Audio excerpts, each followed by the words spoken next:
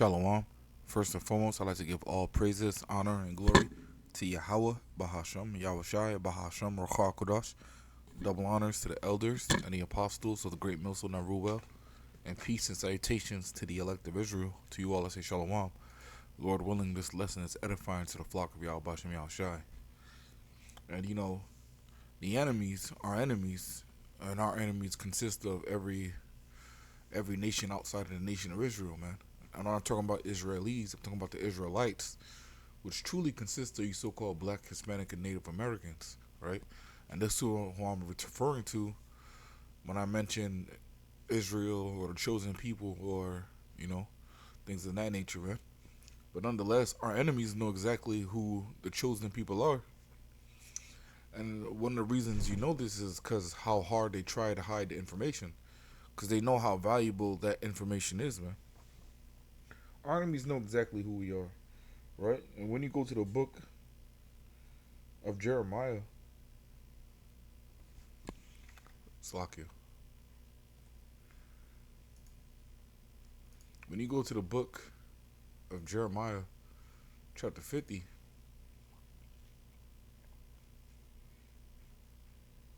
starting at verse 6, my people have been lost sheep. Their shepherds have caused them to go astray. They have turned them away on the mountains. They have gone from mountain to hill. They have forgotten their resting place, right? And the Lord's people, or the Israelites, which consist of the modern day Israelites, are you so-called black, Hispanic, and Native Americans, for the most part, in America, man. Now, of course, you have other Israelites that they look like or resemble like other nationalities, but based on their lineage, they descend from Israel, the man Israel, man. The man Jacob, whose name was changed to Israel. So, by the blood is how you determine an Israelite. That doesn't mean go take a DNA test. The modern way to test if somebody's an Israelite is really through the spirit and to see how much salt they have, man. That's really the basic way. And then also you could test about if they're under the curses as well. All right.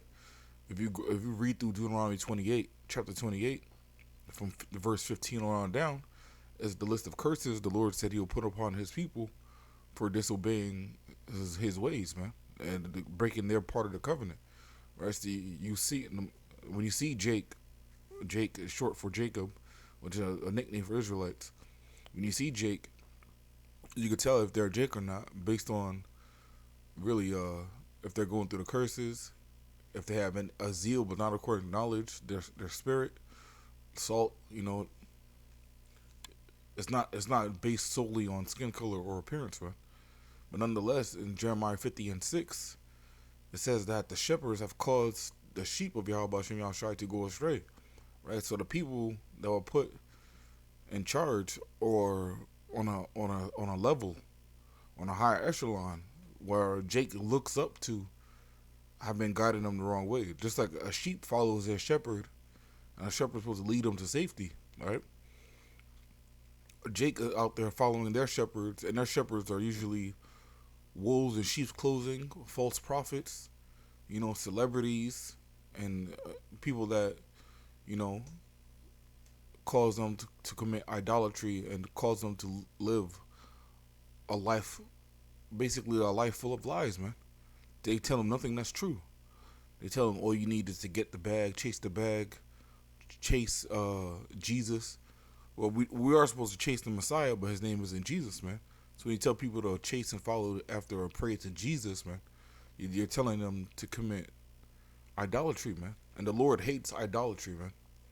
Idolatry is going to be the reason why the majority of people get put to death, man.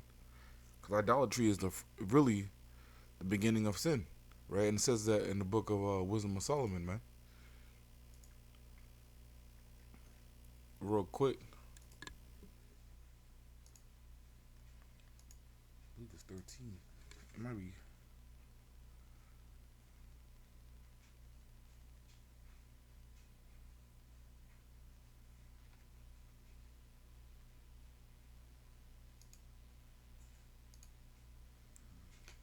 It's the book of Wisdom of Solomon, chapter 14,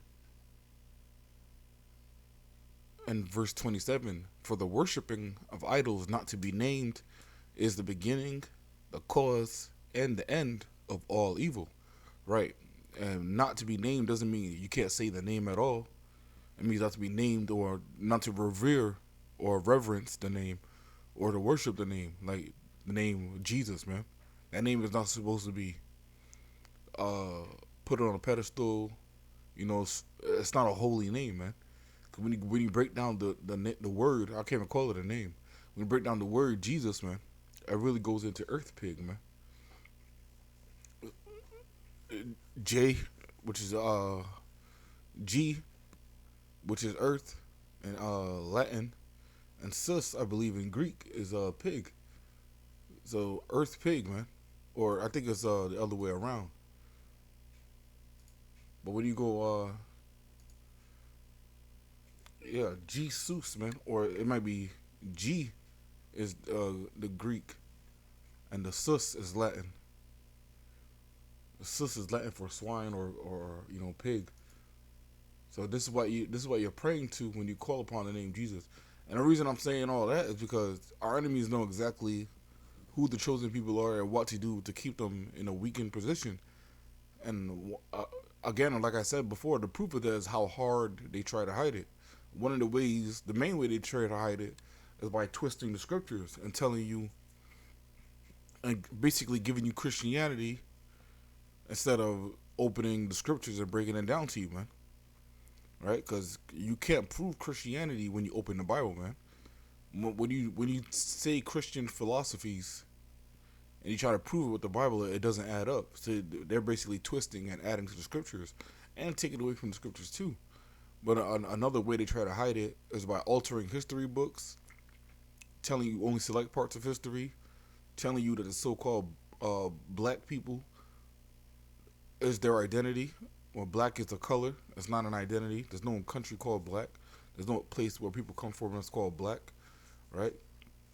Well, and they tell you that so-called black people, their whole identity or their beginning started with the transatlantic slave trade, man. But that's false.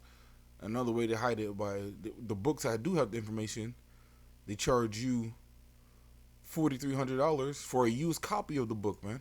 Now, usually, if I put a title of a book into Google and I put PDF behind it, I could find the full version PDF of that book.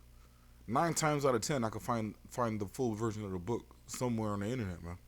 It doesn't mean the first result is going to be the first version, but 9 times out of 10, if you put the title of a book and PDF and the word PDF into Google, PDF or like full download after it, you're gonna find a copy of the book, man.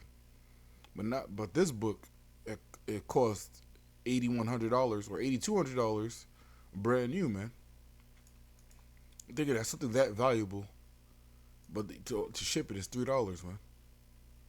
So somebody robbed the package, and you'll be down $8, man. And then for shipping for $3, it's not going to insure a package that's $8,000, man. Right? But nonetheless, you know, you could go to a library and probably find this book locally, man. Because one of the websites I was looking for this book, it showed me locally where I could find this. See, you can rent this book, 3 editions in 527 libraries. So I could go to the library and rent the book, but Lord willing, I don't have to, and I can find the full version of this book. But I do have an excerpt from this book, man. And this is important because it goes to show you why this book costs this much. Because it has information in there that's trying to hide. But you don't have to spend this. Really, you don't have to spend this at all because the same information in this book is found in the scriptures, man. But nonetheless, I'm not saying every single information in this book is found in the scriptures. But you could find the information that I'm about to pull out in the scriptures. Right? So this is the author of the book, Lenora E. Burson. It's probably an Amalekite too. I'm not gonna lie. It's called The Negroes and the Jews. This is from page 212 of the book. Negroes' claim to be Jewish is legitimate. The land of Israel. All right, you see, this is a oxymoron right here. Negroes' claim to be Jewish is legitimate. Well, the Negroes' claim isn't to be Jewish, but to be Jew, man. To be ish is something like to be pertaining to, or something like, kind of like. The so-called black, Hispanic, Native, Slovakia, is really the so-called black, because the so-called African American, because the term Jew really is from the tribe Judah. The tribe of Judah are the true Jews, man. But as a byword, not a byword, but basically to sum everything up, all of the Southern Kingdom was called Judites, really, because we all had the darker skin. So Benjamin, Levi, and Judah were called Jews in a time, especially in the time of Yahweh Shai. So when you read the New Testament, when it's talking about the Jews, it could be talking about any of those three tribes. But nonetheless, the Negroes claim to be Jewish is legitimate. The so-called black man doesn't claim to be Jewish, but the true Jew, right? The land of Israel is located in Western Asia and borders on North Africa. All of the native inhabitants of that region were non-white. When Spain expelled its Jews in 1492, many of them went to Africa. Right? It's just like Yahweh Shai, or Joseph and Mary Yahweh Shai, went to Africa when Herod was persecuting them, trying to kill Yahweh Shai, trying to prevent prophecy, man. But why did they go to Africa? It was because they tried to blend in with the people there, man. They didn't go to, you know, they didn't go to the mountains of, where so-called Caucasians were, right? They didn't go in the area where Edomites were. They didn't go around Ammon. They didn't go around Moab. They went around him because that was a closer resemblance and to blend in and to hide, man. It seems probable that some of them were brought later to America as slaves. Yeah, this is true, because the scripture said that the Lord said He would do that, man.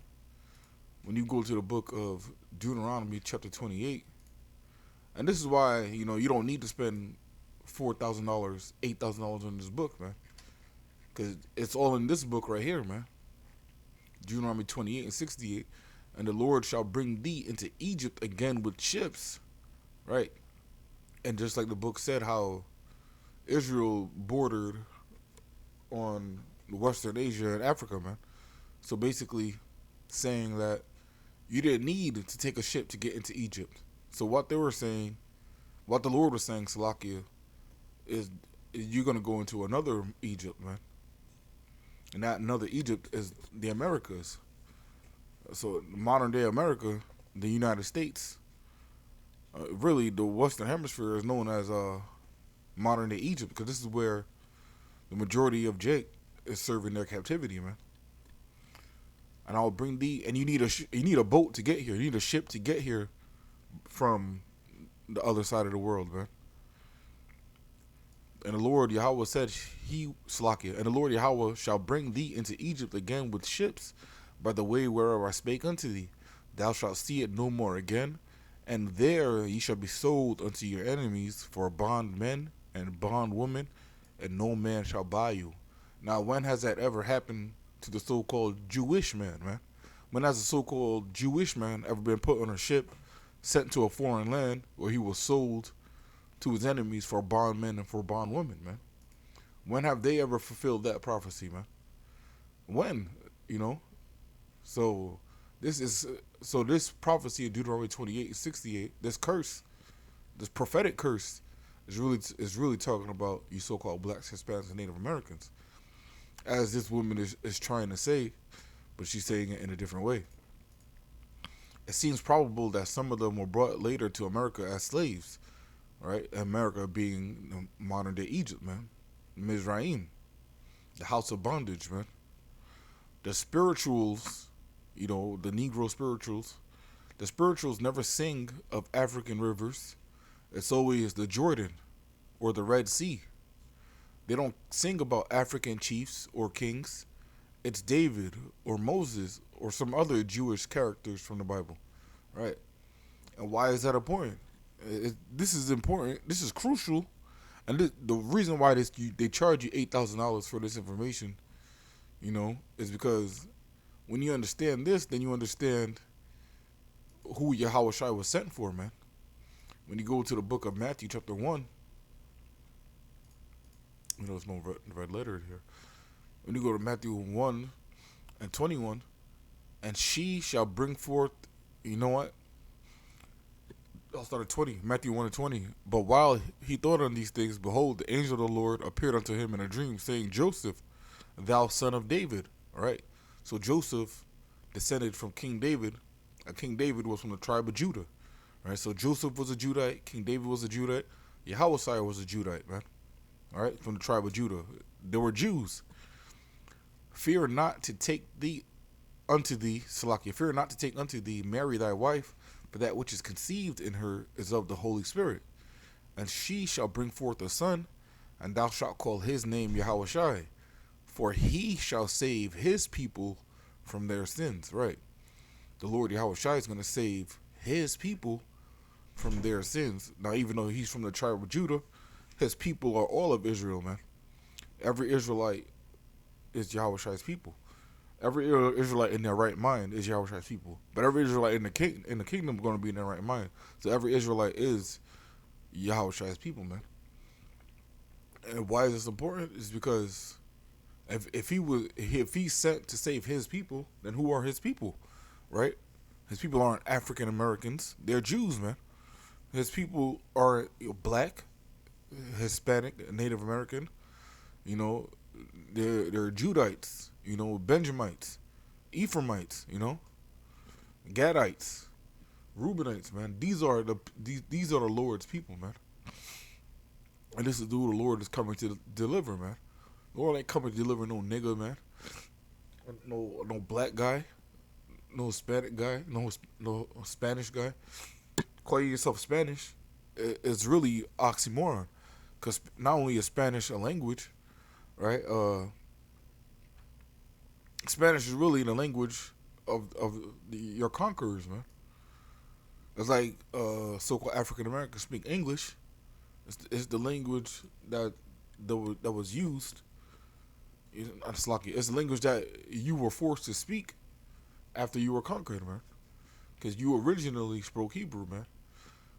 And let me see if I can prove that real quick. Actually, there's many ways to prove that, but the way that's really is in my mind right now. I want to see if Google will pull it up. Oldest slave built church, Hebrew.